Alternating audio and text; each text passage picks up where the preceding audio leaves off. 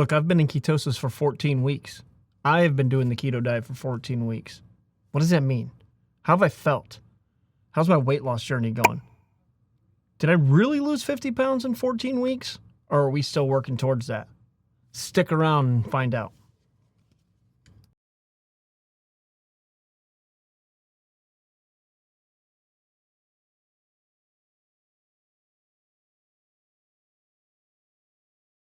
You guys, we have wrapped up 14 weeks on the ketogenic diet, right? This is week 14 video journey. I did not get to that 50-pound mark, so spoiler alert, not celebrating 50 pounds lost yet. But I did come in down another 2.5 pounds from last week, so brings my total weight loss 49.6 pounds, just a bit off of that 50-pound mark. So I have something to look forward to for week 15. Gives me that extra oomph to just keep pushing along, which I wasn't even close to stopping. So it's amazing to me to be almost 50 pounds down 14 weeks into this journey. Not something that I would have expected by any stretch, but it's just proof, and I hope that this motivates anybody out there who has that need or desire to lose some weight. If you do decide to do the keto diet, it will work. It works if you do it.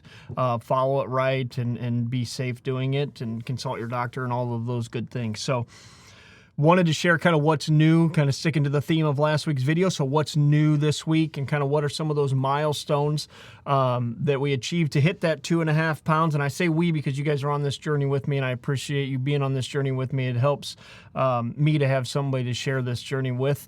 So I appreciate you guys taking the time to watch this video. So number one, in a 14-day average, we're up to 60 minutes of exercise. That's been over the course of the last 14 days. I wear an Apple Watch here that tracks all that for me. So 60 minutes average exercise per day for the last 14 days.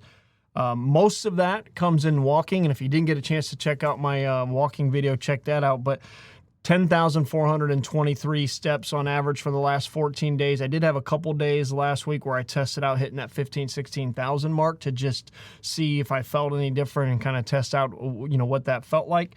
And as I spoke last week, I've added some light weight training, 10, 15, 20-pound dumbbells, curls, shoulder presses, things of that nature, just to continue to try to tone and enhance that muscle. Still taking my daily vitamins, still taking magnesium, vitamin D2 or D12, D whatever, I don't even know, K2 and vitamin D, magnesium, and a multivitamin. So, trying to make sure that we're continuing to give our body the appropriate nutrients.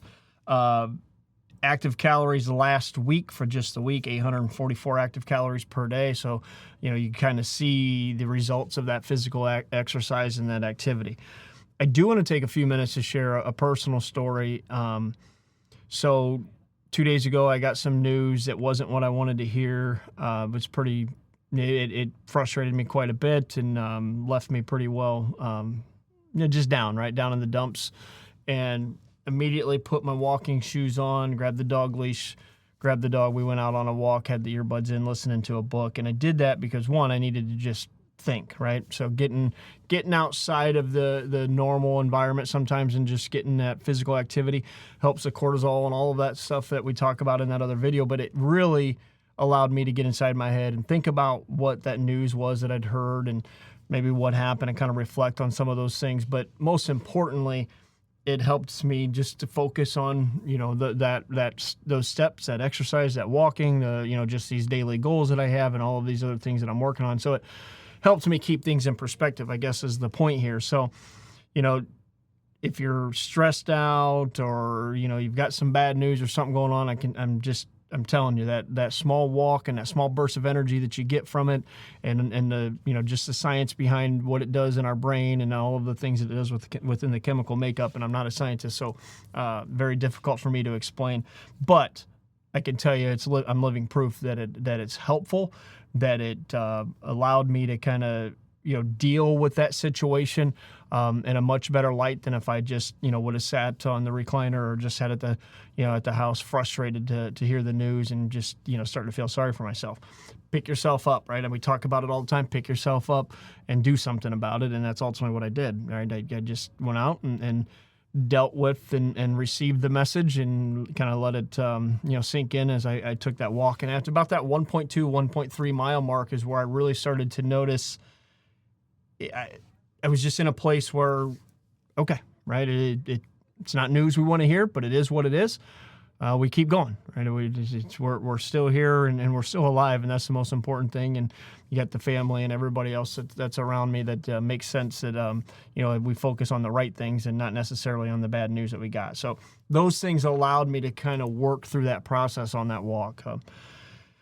Ultimately, another good week. I feel good about the week. I can't, the energy, the mental clarity, and all of the things that have come being on this 14-week journey of keto, and we're into week 15 now, right? So I hope you guys come along for week 15 because we're going to be celebrating 50 pounds. I know we are, right? We're going to celebrate 50 pounds on our week 15 video. So I hope you guys are along for the ride. I hope that this video has helped impact you. I hope my journey has helped impact you to realize that you can lose weight. You can get healthier. There's any little steps that you take are going to be beneficial for yourself. So just get started. I'm leading for you, and thanks for branching out.